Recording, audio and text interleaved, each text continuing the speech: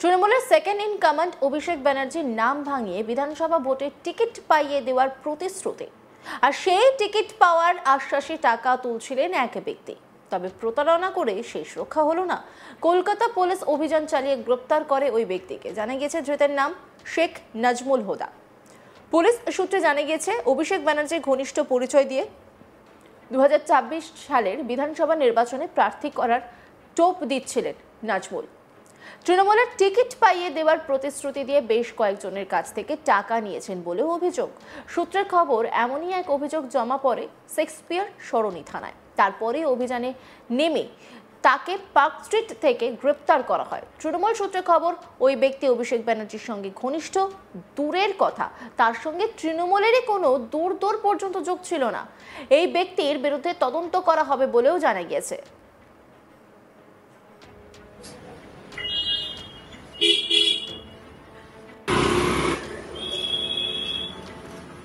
Police খতিয়ে দেখছে এই প্রতারণা চক্রে নাজমুল একাই যুক্ত নাকি এর পিছনে রয়েছে আরও কেউ। কারা কারা তার মাধ্যমে প্রার্থী পদ পাওয়ার আশায় টাকা দিয়েছেন তাও জানার চেষ্টা চলছে।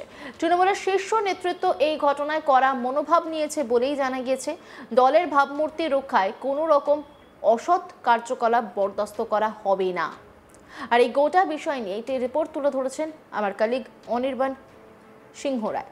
দেখব 2026-এ বাংলায় মেগা বিধানসভা নির্বাচন, এবং সেই নির্বাচনের আগে কিন্তু ইতিমধ্যেই একটি প্রতারণা সেটা ধরা পড়েছে।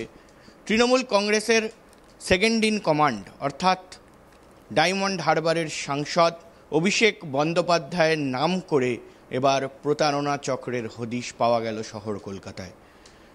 শেখ নাজমুল হোদা এই ব্যক্তি কিন্তু দীর্ঘদিন ধরে 2026 বিধানসভা নির্বাচনের ঠিক আগে বিভিন্ন মানুষকে তৃণমূল কংগ্রেসের টিকিট পাইয়ে দেওয়ার নামে, ভোটের টিকিট পাইয়ে দেওয়ার নামে কিন্তু প্রতারণা চক্র চালাচ্ছিলেন, এবং সেটাই কিন্তু ইতিমধ্যেই ধরা পড়েছে। এবং পুলিশের জালে কিন্তু এই মুহূর্তে সেই ব্যক্তি এবং সেই ব্যক্তিকে একেবারে শহর কলকাতার পার্ক স্ট্রিট এলাকা থেকে গ্রেফতার করা হয়েছে। সূত্র মারফত জানা যাচ্ছে যে শেক্সপিয়ার সরণি থানা এবং তাদের তরফ থেকে কিন্তু এই অভিযান চালানো হয়, এবং এই অভিযান চালানোর পরে এই মুহূর্তে সেই শেখ নাজমুল হোদা নামক এই ব্যক্তিকে ধরা হয়েছে। এবং ইতিমধ্যেই কিন্তু যা খবর, যে দীর্ঘদিন ধরে তিনি এই প্রতারণা চালাচ্ছিলেন এবং বিভিন্ন মানুষের কাছে গিয়ে তিনি বলতেন যে তিনি তৃণমূল কংগ্রেসের সেকেন্ড ইন কমান্ড অভিষেক বন্দ্যোপাধ্যায়ের ঘনিষ্ঠ, এবং সেটা বিশ্বাস করে কিন্তু মানুষকে এমনভাবে প্রতারণা করতেন যে তাদেরকে একেবারে আশ্বস্ত করা হতো আগামী 2026 সালের যে বিধানসভা নির্বাচন রয়েছে সেই নির্বাচনে সেই ব্যক্তিদেরকে নির্বাচনের টিকিট দেওয়া হবে, ভোটের টিকিট দেওয়া হবে, এবং সেই যুক্তিতে কিন্তু টাকা তোলা হতো, এমনটাই এবার অভিযোগ আসছে। এবং ইতিমধ্যেই কিন্তু এই বিষয় নিয়ে তদন্ত শুরু হয়ে গিয়েছে।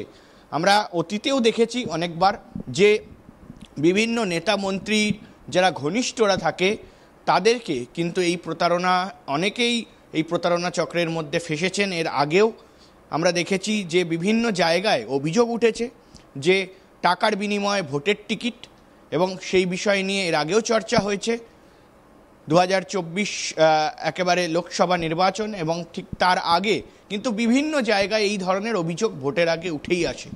ফলে এই মুহূর্তে কিন্তু তৃণমূল কংগ্রেস সূত্রে জানা যাচ্ছে যে এই যে ব্যক্তি, সেই ব্যক্তির সঙ্গে তৃণমূল কংগ্রেসের কোনো যোগ নেই, এবং এই ব্যক্তি কিন্তু তৃণমূল কংগ্রেসের সঙ্গে জড়িত ছিলেন না, পার্টি মেম্বার ছিলেন না। অভিষেক বন্দ্যোপাধ্যায় ঘনিষ্ঠ তো দূরের কথা, কোনো চুনোপুটি নেতার সঙ্গেও কিন্তু তার কোনো যোগাযোগ ছিল না। ফলে সে জায়গায় দাঁড়িয়ে তৃণমূল কংগ্রেসের তরফ থেকে একেবারে স্পষ্ট করা হয়েছে যে এই যে ব্যক্তি, সেই ব্যক্তির সঙ্গে কোনো যোগ নেই।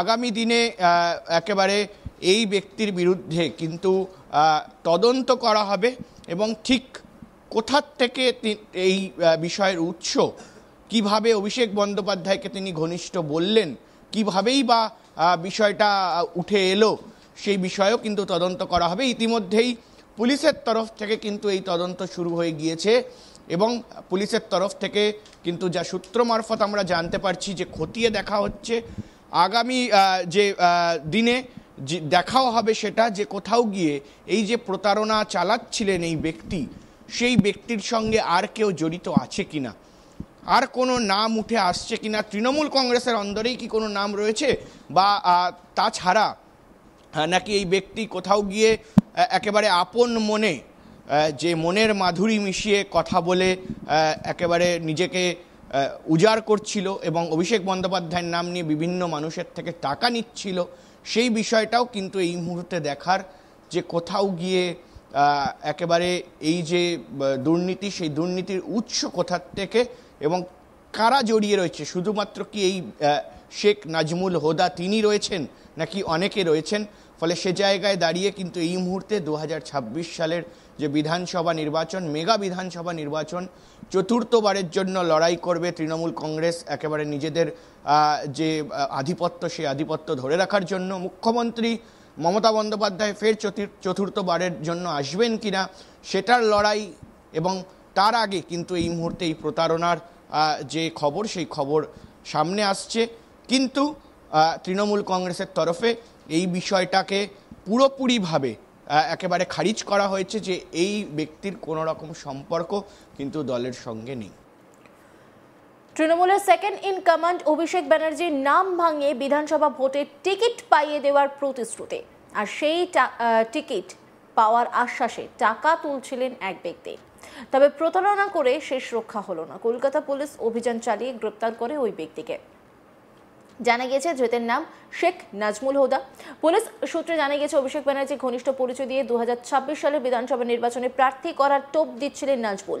তৃণমূলের টিকিট পাইয়ে দেওয়ার প্রতিশ্রুতি দিয়ে বেশ কয়েকজনের কাছ থেকে টাকা নিয়েছেন বলেও অভিযোগ। সূত্রে খবর, এমনই এক অভিযোগ জমা পড়ে সিক্সপের সরণি থানায়। তারপরে অভিযানে নেমে তাকে পার্ক স্ট্রিট থেকে গ্রেপ্তার করা হয়। তৃণমূল সূত্রে খবর, ওই ব্যক্তি অভিষেক ব্যানার্জির সঙ্গে ঘনিষ্ঠ, দূরের কথা তার সঙ্গে তৃণমূলেরই কোনো যোগাযোগ নেই।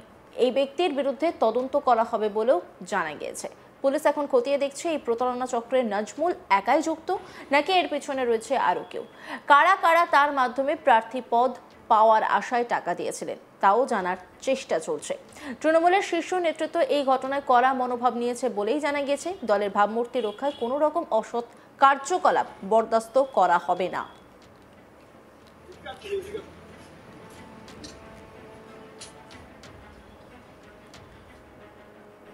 অন্যান্য খবরের আপডেটের জন্য অবশ্যই নজর রাখুন আজ তাক বাংলার ইউটিউব স্ট্রিমিংয়ে। লাইক, কমেন্ট, শেয়ার এবং সাবস্ক্রাইব করতে ভুলবেন না।